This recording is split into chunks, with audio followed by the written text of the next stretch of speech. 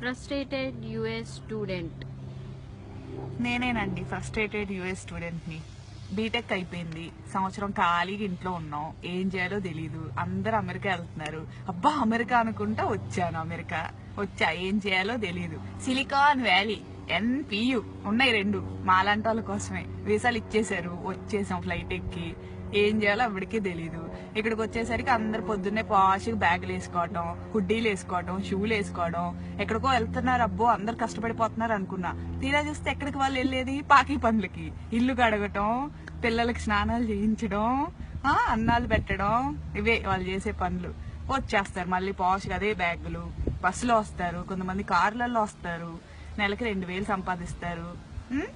అయిపోయింది, వస్తారు, ఇంటికి వస్తారు, వండుకుంటారు, తింటారు, పడుకుంటారు. ఇక్కడ ఇల్లు చెప్పలేనంత కాస్ట్లీ, ఒక్కొక్కటి 3000 రెంట్.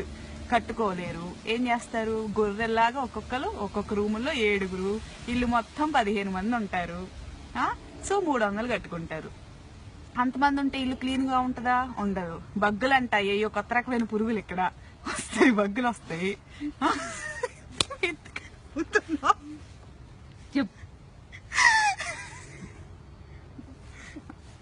బగ్గులు అంట, ఏయో ఎంత పురుగులు అవి కొడతాయి. కొడితే డాట్లు ఉంటాయి అనమాట. కొడతాయండి, డాట్లు వస్తాయి అంటే. ఏవో 2 వచ్చిన కొత్తలో తెలిసింది. రెక్స్ఫోర్డ్ అని అక్కడ ఉన్నాం, ఏవో కుట్ని ఏమైందా అని చూసుకుంటే ఇక్కడ 2 ఉన్నాయి అన్నమాట. చూస్తే ఏంటంటే బక్స్ అన్నారు. బక్స్ ఏంటా అని గూగుల్ చేసా, మనకు తెలియదు కదా. చూస్తే కనపడ్డాయి, ఏదో ఎంత పురుగు ఎంత ఉంది. నల్లులు అంట, ఇండియాలో నల్లులు అంటారంట వాటిని. అవే కుట్ని అంట, నన్ను నాకు తెలీదు. సరే అయిపోయింది, వదిలేసా. తెల్లారేసరికి ఒళ్ళు మొత్తం కుట్టిపెట్టిని, అయిపోయింది, రక్తం పీల్చేసినాయి. ట్రీట్మెంట్ అంటారు. తర్వాత బగ్గులు వస్తే ఊరుకుంటారా? వీళ్ళు ఊరుకోరు. ఏదో ఇన్స్పెక్షన్లు అంటారు, ఇక్కడ ఇన్స్పెక్షన్లు అంట వస్తారు. వాళ్ళ ఇన్స్పెక్షన్ అంటే ఎంతమంది ఉండాలి ఇంట్లో? లీజ్ సైన్ చేసిన వాళ్ళు ఉండాలి. అంటే ఎవరు? ఇంటి ఓనర్లు. ఉండేది 15 మంది.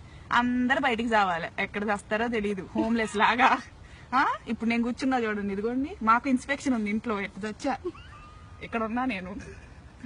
దాహం వేస్తుంది, మంచినీళ్ళు ఉండవు, ఆకలి వేస్తుంది, తిండుండదు, కార్డులు ఉండవు, అన్ని రూమ్ లో ఉంటాయి. రూమ్ లో పెట్టి వాళ్ళు లాక్ వేసుకొని వెళ్ళిపోయాడు. ఇదిగో ఇప్పుడు ఇక్కడ కూర్చొని ఎండలో చలికి వణుకుతున్నా, హుడ్డీ లేదు, మర్చిపోయి వచ్చా. వణుకుతూ కూర్చున్నా, ఇక్కడ ఎండలో కూర్చున్నా. అందుకనే కొంచెం లైటింగ్ వస్తుందని. ఎవరన్నా వాటర్ ఇస్తారా అని ఎదురు చూస్తున్నా, దిక్కులు చూస్తున్నా. తెలుగు వాళ్ళు ఎవరన్నా కనపడతారేమో, వాటర్ ఇస్తారేమో,